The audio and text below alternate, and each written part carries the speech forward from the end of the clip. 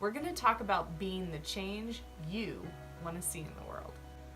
In the face of a negative Nancy, be the positive Pollyanna.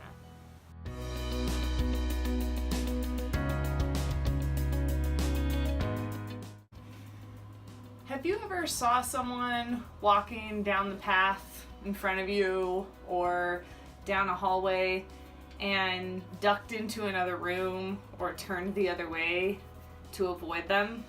Have you ever pulled into the parking lot at work and noticed that the person next to you is that negative Nancy and you sit and wait in your car for them to go inside because you can't even stand walking across the parking lot to the building with that person? Well, chances are, if you haven't been in that position, you might be the person everyone else is avoiding. So I'll tell you a story. At one point in my life, I was working at a place where most everyone was pretty positive, outgoing, upbeat, energetic. We had one energy vampire, one negative Nancy, one bitter beep. And oftentimes, her and I arrived at work at the same time. Without even realizing it, I was playing with my phone or fiddling with the radio knob or searching around my car like I lost something to delay getting out and walking across the parking lot with her. Why? Not because I didn't like her, not because she wasn't a decent person, but she was always complaining. Nothing was ever positive. Everything was always someone else's fault. It was how she bonded with other people, launching into stories about who did her wrong this week or today. Always complaining about the latest memo from management or the story about how she got left out from the group party the weekend before. I found that without even thinking about it, I didn't want to be around her. Being around her was a huge energy suck. I would have a visceral reaction, a conditioned response to her presence that had been learned through consequences. And this time, consequences of the aversive kind. I felt negative just seeing her.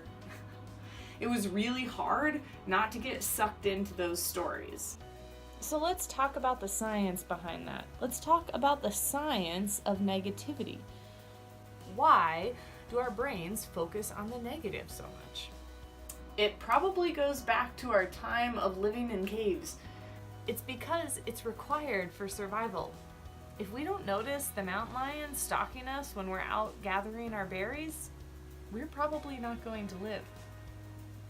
We need to know that that exists. We need to focus on it and we need to learn how to deal with it.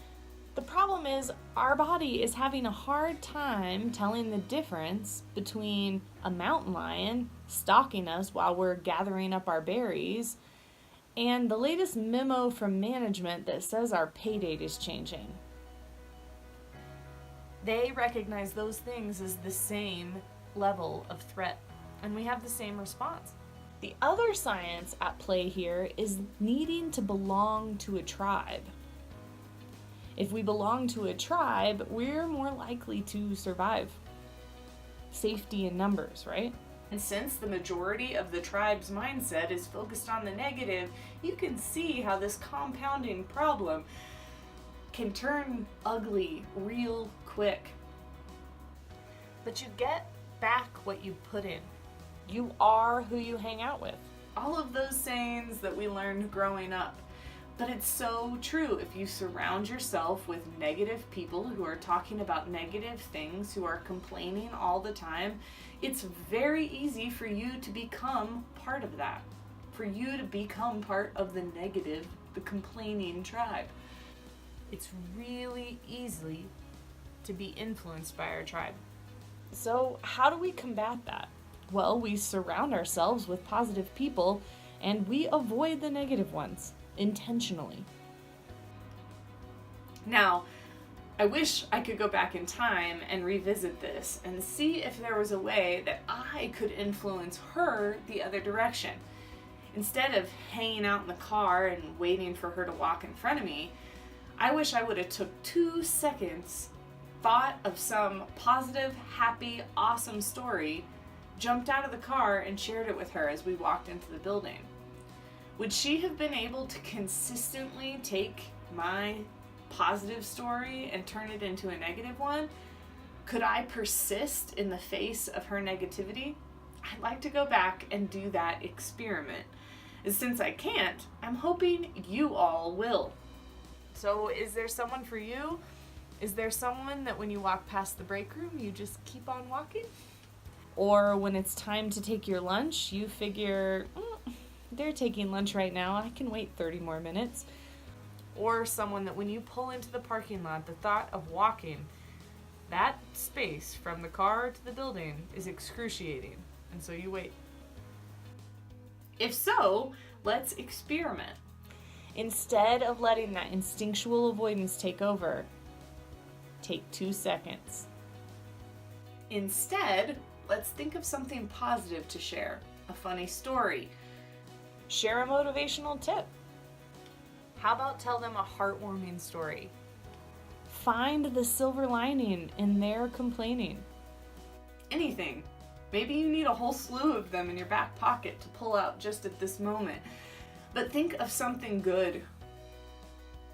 And then get out of the car or walk into the break room or take your lunch and go meet up with Negative Nancy and see if you can't turn Negative Nancy into your own Pollyanna.